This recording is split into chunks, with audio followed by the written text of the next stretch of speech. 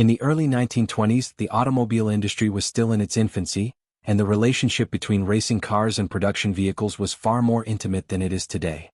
Manufacturers needed a way to prove that their vehicles were not just fast, but reliable and durable enough for the demanding conditions of real-world driving. This was the context in which one of motorsport's most legendary events was born. The Automobile Club de l'Ouest ACO, based in the small city of Le Mans in northwestern France, had been organizing various automotive competitions since its founding in 1906. But in 1923 they conceived something entirely different. A race that would last an entire day and night, testing not just the speed of automobiles, but their ability to withstand continuous punishment for 24 hours straight. The concept was revolutionary. While Grand Prix racing focused on outright speed over relatively short distances, the 24 hours of Le Mans would challenge everything. The mechanical reliability of the car, the physical and mental endurance of the drivers, the strategic acumen of the teams, and the efficiency of pit operations. It was automotive warfare of attrition, where victory went not necessarily to the fastest, but to those who could maintain their pace longest. The first race took place on May 26 to 27, 1923, on a circuit that combined public roads around Le Mans with some purpose-built sections. The track was approximately 17.3 kilometers long, featuring long straights where cars could reach their maximum speeds, interspersed with tight corners and undulating terrain that tested chassis dynamics and driver skill. 33 cars started that inaugural race, and the event immediately captured the public imagination. The winners of that first race were André Lagacé and René Leonard, driving a Chenard Walker Sport. They covered 2,209.536 kilometers at an average speed of 92.064 kilometers per hour, figures that seem modest by modern standards but were remarkable for the era. More importantly, they proved that the concept worked. The 24 hours of Le Mans had established itself not just as a race, but as the ultimate test of automotive engineering. The Circuit de la Sarthe, where legends are made. The Circuit de la Sarthe is unlike any other racing venue in the world. Unlike purpose-built racetracks that exist in isolation, Le Mans is a temporary circuit formed by closing public roads that local residents drive on for the rest of the year. This unique characteristic has shaped the race's identity and presented challenges that no other competition can match. The circuit's most famous feature has always been the Mulsanne Straight, named after the small village it passes through. In its original configuration, this was a truly fearsome stretch of road, nearly 6 kilometers of uninterrupted tarmac where cars could reach their absolute maximum velocity. In the 1980s, cars were exceeding 400 kilometers per hour on this straight, pushing the limits of aerodynamics, engine power, and driver courage. The sensation of hurtling down this narrow road, flanked by trees and barriers, with darkness falling and other cars approaching at closing speeds of over 100 kilometers per hour, has become one of motorsport's most iconic experiences. However, safety concerns led to modifications in 1990, when 2 chicanes were added to the Mulsanne Straight, breaking it into 3 sections and reducing top speeds. While purists mourned the loss of the original configuration, the changes were necessary as cars had become too fast for the safety infrastructure of the time. Other sections of the circuit are equally legendary. The Dunlop chicane, located after the start-finish straight, is often the scene of dramatic first-lap incidents as dozens of cars funnel into this tight sequence of corners. The S's, a series of fast, flowing curves, test a car's aerodynamic balance and the driver's ability to maintain momentum. The Porsche curves, a complex of corners named after the German manufacturer's dominance at the race, demand precision and bravery as cars sweep through at high speed with minimal margin for error. The Indianapolis corner, named after the famous American circuit, and Arnage, one of the slowest and tightest corners on the track, provide maximum contrast to the high-speed sections. Here, braking stability and traction out of slow corners become critical. The Ford chicanes, added in 1972 and named after the American manufacturer's legendary victories in the 1960s, further interrupted the fast flow of the original circuit but added strategic complexity. Through all these changes, the circuit has maintained its character, a blend of maximum speed, technical complexity, and the unpredictability that comes from racing on public roads under all weather conditions day and night. The length of the circuit, currently about 13.626 kilometers, means that teams must balance their car setup carefully. What works on the long straights might compromise performance in the slower sections and vice versa. This fundamental compromise has been at the heart of Le Mans competition for a century. The Golden Age, 1920s and 1930s. The years following the inaugural race saw Le Mans rapidly establish itself as the premier endurance event in motorsport. The 1920s and 1930s are often referred to as the golden age of the race, when gentlemen racers and factory teams competed in magnificent automobiles that represented the pinnacle of their era's technology. Bentley Motors became the dominant force of this period, winning the race 5 times between 1924 and 1930. Their cars, known as the Bentley Boys, after the wealthy British drivers who raced them, combined brute power with remarkable reliability. The 1929 race became particularly legendary when a Bentley driven by Wolf Barnado and Henry Birkin won despite a dramatic incident involving their teammate. This was the era when Le Mans victories could make a manufacturer's reputation and drive sales of production cars. The 1930s saw the rise of Alfa Romeo, the Italian manufacturer that brought a more sophisticated approach to endurance racing. Their cars featured advanced engineering for the time, including supercharged engines and improved aerodynamics. Alfa Romeo won the race 4 consecutive times from 1931 to 1934, establishing a dynasty that would be remembered as one of the race's greatest. But this golden age was not without its challenges. The economic depression of the 1930s affected manufacturer participation, and the growing political tensions in Europe cast shadows over international sporting events. The 1936 race would be the last before World War II interrupted the event for over a decade. The tragedy of 1955, racing's darkest hour. The 24 Hours of Le Mans returned after World War II in 1949, entering what many consider its most glamorous era. The 1950s saw beautiful cars from manufacturers like Jaguar, Mercedes-Benz, Ferrari, and Aston Martin competing in front of enormous crowds. Speed records were being broken regularly, and the race had become a global spectacle. Then came June 11, 1955, a date that would forever change motorsport. During the race, a catastrophic accident occurred on the main straight in front of the grandstands. Pierre Leves's Mercedes-Benz 300 SLR launched into the air after making contact with another car, disintegrating upon impact with an earthen berm. The engine block and other large components were propelled into the spectator area at high speed, while magnesium bodywork fragments ignited, creating an inferno in the crowded grandstand. The death toll was staggering. 83 spectators and Leva himself lost their lives, with over 180 injured. It remains the deadliest accident in motorsport history and one of the worst sporting disasters ever recorded. The immediate aftermath was confused and controversial. The race continued even as emergency services dealt with the carnage, a decision that has been debated ever since. Mercedes-Benz withdrew their remaining cars from the race as a mark of respect and subsequently withdrew from all motorsport competition for decades. Several countries banned motor racing entirely for periods following the disaster. The tragedy forced a fundamental reckoning in motorsport about safety. Circuit design, car construction, spectator protection, and safety regulations all underwent revolutionary changes in the following years.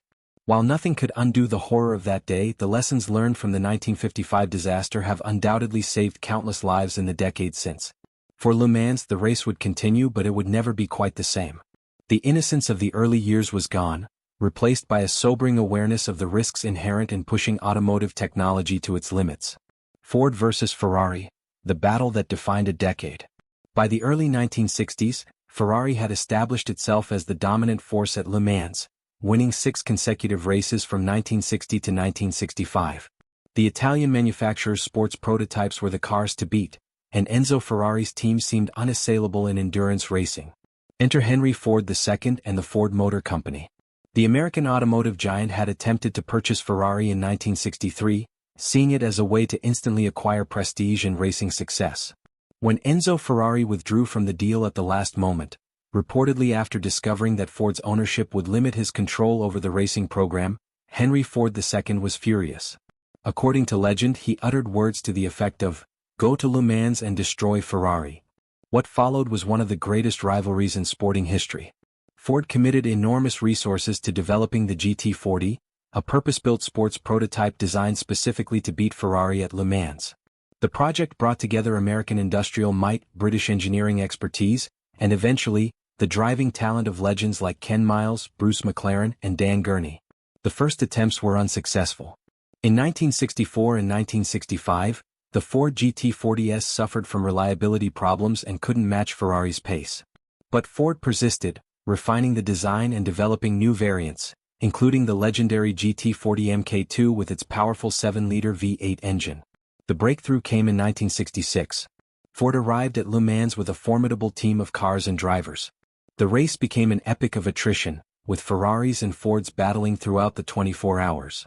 As the race entered its final hours, Ford had 3 cars running at the front, and Ferrari's challenge had faded. In one of motorsport's most controversial finishes, Ford arranged a photo finish with all 3 of their cars crossing the line together, intending to demonstrate their dominance. The car that had started furthest back, driven by Bruce McLaren and Chris Amon, was declared the official winner due to having covered the greatest distance. However, Ken Miles, who many believed had actually crossed the line first in his car with Denny Hume, was denied what would have been his crowning achievement, winning Le Mans, Daytona, and Sebring in the same year. Ford's victory was comprehensive and devastating to Ferrari's prestige. But they weren't finished. Ford returned in 1967, 1968, and 1969, winning each time and cementing the GT40's legacy as one of the greatest endurance racing cars ever built. The 1968 and 1969 victories were particularly significant as they came with the GT40 in the hands of the John Wyer team rather than the factory Ford effort, proving the design's excellence. This rivalry captured the public imagination like never before. It was America versus Europe, industrial might versus artisan craftsmanship, corporate resources versus individual genius. The story has been retold countless times, most recently in the 2019 film Ford v Ferrari, introducing the legend to new generations. Porsche, the kings of la Sarthe. While Ferrari and Ford fought their famous battle, another manufacturer was quietly building a dynasty that would come to dwarf all others at Le Mans, Porsche. The German company's relationship with the race would become the most successful in its history, and their cars would come to define endurance racing for decades. Porsche's first overall victory came in 1970 with the 917, a car that had been almost undrivable when first introduced but was transformed into a dominant force. The 917 was powered by a flat 12 engine producing over 600 horsepower, enormous for its time, and its distinctive shape became an icon of motorsport design. Through the 1970s and 1980s, Porsche refined their approach to endurance racing, developing specialized prototypes like the 936, 956, and 962. These cars featured groundbreaking technology, including sophisticated aerodynamics that generated enormous downforce, turbocharged engines that delivered exceptional power and efficiency, and advanced materials that reduced weight while increasing strength. The 956 and its successor, the 962, represent perhaps the peak of Porsche's dominance. These cars won Le Mans 7 times between 1982 and 1987, and the 962 continued to be competitive well into the 1990s, an extraordinary achievement for any racing car design. The 956 was revolutionary in its use of ground effects aerodynamics, generating downforce by shaping the underside of the car to create a low-pressure area, essentially sucking it to the track. Porsche's success wasn't just about technology, it was also about consistency, reliability, and meticulous preparation. While other manufacturers might produce faster cars, Porsche's entries were nearly always there at the finish, racking up victories through steady performance over 24 hours rather than brief bursts of speed. By the time Porsche temporarily withdrew from prototype racing in the late 1990s, they had amassed 16 overall victories at Le Mans. Their return in the 2010s would add 3 more victories with the 919 hybrid, bringing their total to 19, more than double any other manufacturer. For many fans and experts, Porsche and Le Mans have become almost synonymous. The turbulent 1990s, Japanese innovation and tragedy. The 1990s brought significant changes to Le Mans. New regulations opened the door for more diverse participation, and Japanese manufacturers arrived in force, determined to prove themselves on the world stage. The most significant moment came in 1991 when Mazda shocked the motorsport world by winning Le Mans with their 787B, powered by a 4-rotor Wankel rotary engine. This was revolutionary. Rotary engines were generally considered unsuitable for endurance racing due to fuel consumption and reliability issues. Yet Mazda's persistence with the technology paid off spectacularly. The orange and green Mazda 787B, driven by Johnny Herbert, Volker Weidler and Bertrand Gachet, not only won the race but did so with exceptional reliability, never missing a beat through the entire 24 hours. This remains the only victory for a Japanese manufacturer and the only victory for a rotary-powered car. The distinctive scream of the 787B's engine became legendary, and the car remains one of the most beloved Le Mans winners. However, the decade was also marked by tragedy and controversy. In 1990, a qualifying accident resulted in serious injuries, reminding everyone that despite advances in safety, Le Mans remained dangerous. Changes to regulations throughout the decade attempted to balance performance with safety, not always successfully. The late 1990s saw the rise of manufacturer prototypes from Mercedes-Benz, BMW, Toyota, and others. These cars were technological marvels, featuring advanced aerodynamics, carbon fiber construction, and engines producing over 600 horsepower. However, they were also incredibly expensive and complex, leading to concerns about the sustainability of the category. A series of dramatic accidents in 1999, including Mercedes-Benz CLR cars becoming airborne and flipping during the race, highlighted the dangers of pushing aerodynamic design to extremes. While driver injuries were fortunately minor, the incidents led Mercedes to withdraw from sports car racing and prompted further safety regulations. The Audi era, diesel revolution. The turn of the millennium brought a new dominant force to Le Mans, Audi. The German manufacturer's commitment to endurance racing would result in one of the most successful campaigns in the event's history, spanning over a decade and bringing revolutionary technology to the race. Audi's R8, introduced in 2000, was an immediate success, winning its debut race and establishing Audi as the team to beat. The R8 would go on to win Le Mans 5 times in total, but it was the car's successors that would truly change the face of endurance racing. In 2006, Audi introduced the R10 TDI, the first diesel-powered car to win Le Mans. This was controversial. Many purists believed that diesel engines, with their emphasis on efficiency over outright power, had no place in top-level racing. Audi proved them wrong spectacularly. The diesel engine's superior fuel efficiency meant fewer pit stops for refueling, and the massive torque produced by turbocharged diesel engines proved ideal for the stop-start nature of Le Mans racing, with its mix of long straights and slow corners. The R10 dominated, and diesel power became the technology to have. Audi continued to develop their diesel prototypes through the R15 and R18 models, winning year after year. By the time they withdrew from endurance racing after the 2016 season, Audi had won Le Mans 13 times in 17 attempts, a success rate that was simply unprecedented in modern motorsport. But Audi's legacy was about more than victories. Their diesel technology demonstrated in racing translated directly to their road cars, helping establish diesel as a viable performance technology. The irony is that this success came just as diesel was falling out of favor due to emission scandals and environmental concerns, but at Le Mans, Audi had proven what diesel could achieve. Toyota's heartbreak and triumph. No manufacturer has had a more emotionally turbulent relationship with Le Mans than Toyota. The Japanese giant has experienced the highest highs and the lowest lows, creating some of the race's most memorable moments. Toyota first competed seriously at Le Mans in the 1980s and 90s, coming close to victory several times but never quite achieving it. After withdrawing from endurance racing, they returned in 2012 with renewed determination and the hybrid-powered TS030 and later TS040 and TS050 models. Year after year, Toyota came to Le Mans with technically sophisticated cars and strong driver lineups, only to be thwarted by misfortune, reliability issues, or simply being beaten by Audi or Porsche. The pattern of near misses became almost comedic in its consistency, with Toyota seemingly cursed at the Circuit de la Sarthe. Then came 2016, and what many consider the most dramatic finish in Le Mans history. Toyota's TS050 hybrid, driven by Kazuki Nakajima, Stefan Sarazin and Mike Conway, had led for most of the race. As the final hour approached, the Toyota held a comfortable lead over the second-placed Porsche. Victory, so long denied, seemed finally within reach. With just 3 minutes remaining, literally on the final lap, disaster struck. The Toyota suffered a catastrophic engine failure on the Mulsanne straight. Nakajima, driving at the time, coasted to a halt just kilometers from the finish line. The Porsche swept past to take victory. The image of Nakajima sitting in the dead car, head in hands, became one of motorsport's most poignant photographs. In the pits and back in Japan, Toyota team members wept openly. They had been so close, mere minutes from ending decades of frustration, only to have victory snatched away in the cruelest possible manner. But this story has a triumphant ending. After Porsche withdrew from the prototype class following the 2017 season, Toyota finally won Le Mans in 2018, then again in 2019, 2020, 2021, and 2022. The perseverance had paid off. The curse was broken.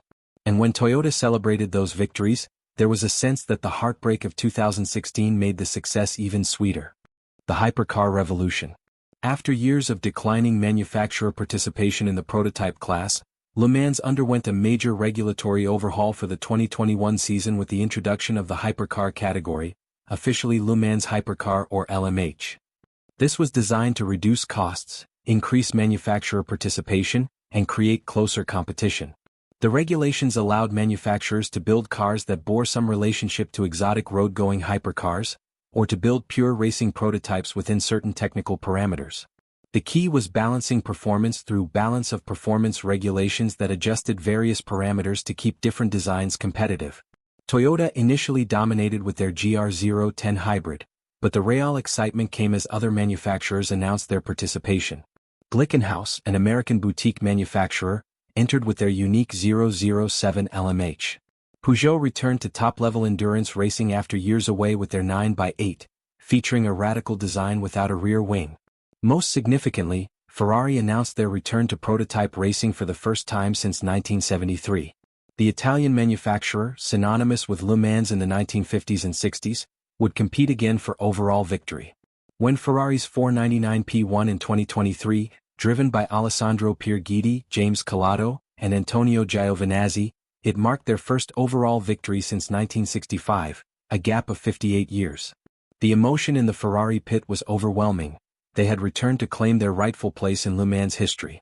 The hypercar era also saw the arrival of American manufacturer Cadillac and the convergence with IMSA's similar LMDH regulations, allowing cars from the American Championship to compete at Le Mans. Porsche returned with their 963 LMDH, adding another chapter to their Le Mans legacy. This new era has revitalized top-level endurance racing, with multiple manufacturers capable of winning and close competition throughout the field. The 2023 race featured Ferrari, Toyota, Cadillac, Porsche, Peugeot, and Glickenhaus all competing for victory, a level of manufacturer diversity not seen in decades. The evolution of technology.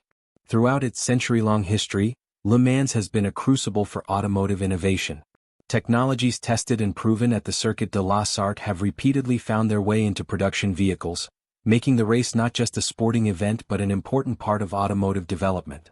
Disc brakes, now standard on virtually every car, were pioneered and proven in endurance racing. The ability to repeatedly slow a car from 300 plus km/h lap after lap for 24 hours demonstrated the superiority of disc brakes over traditional drum brakes in a way that no amount of road testing could match.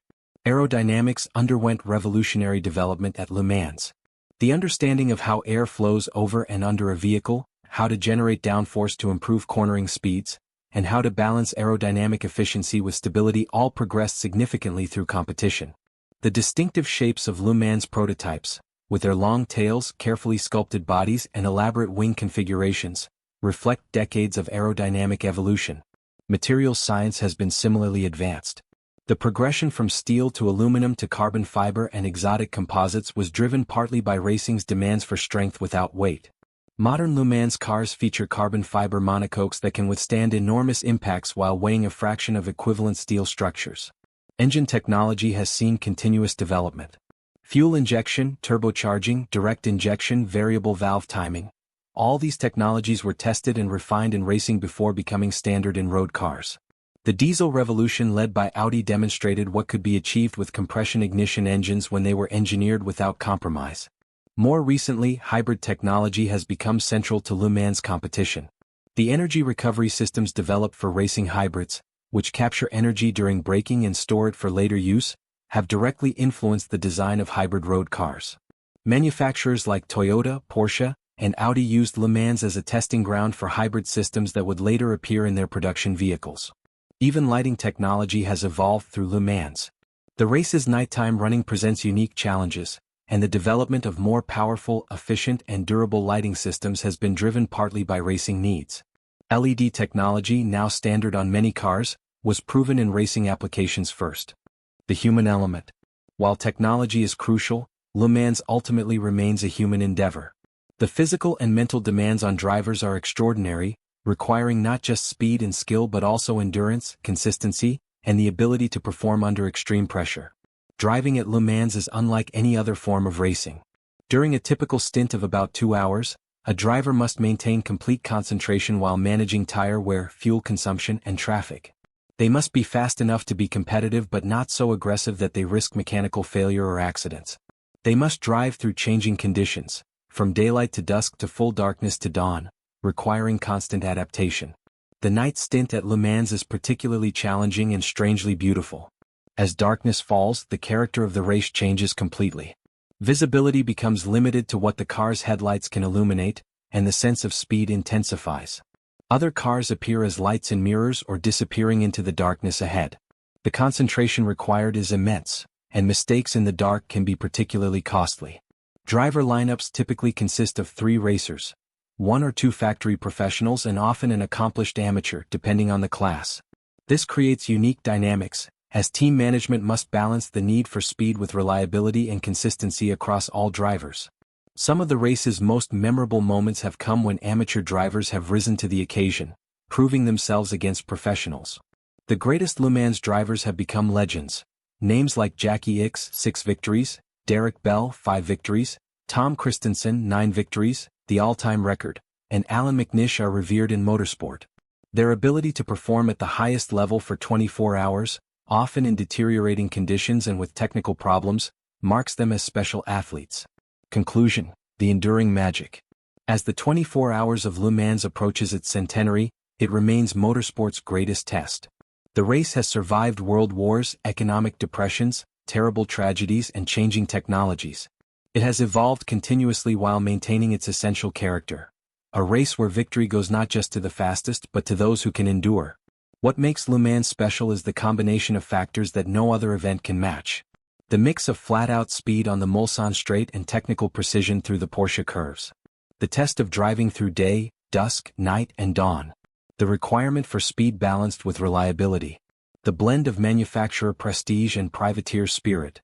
The history that permeates every corner of the Circuit de la Sarthe. Modern Le Mans continues to attract the world's greatest drivers and most prestigious manufacturers.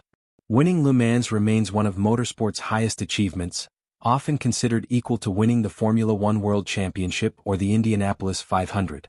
The Triple Crown of motorsport, winning Monaco, Indy 500 and Le Mans, has been achieved by only one driver, Graham Hill, demonstrating Le Mans' place in racing's pantheon. For manufacturers, Le Mans serves multiple purposes. It's a proving ground for technology, a marketing platform, a test of organizational capability, and a chance to earn prestige that can't be purchased. A Le Mans victory resonates in showrooms around the world, translating racing success into sales and brand elevation. For fans, Le Mans offers an experience unlike any other sporting event. The ability to move around the circuit, experiencing the race from multiple vantage points, creates engagement that stadium-based events can't match.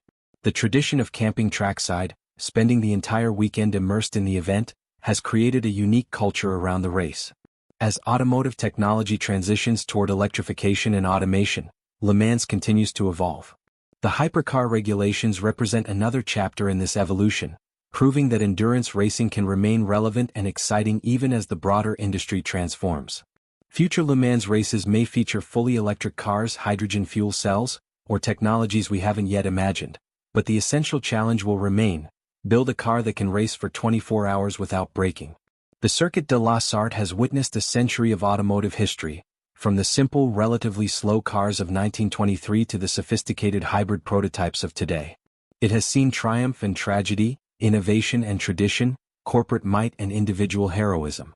Through all these changes, the 24 Hours of Le Mans has maintained its position as the ultimate test of automotive endurance. The race's motto could be borrowed from another French institution: plus c'est change, plus c'est la même chose. The more things change, the more they stay the same. Cars are faster, more sophisticated, and more reliable than ever, but the fundamental challenge remains unchanged from 1923. Survive 24 hours at the limit, cover the greatest distance possible, and cross the line first when the clock shows 1500 hours on Sunday afternoon. This is Le Mans. This is legend.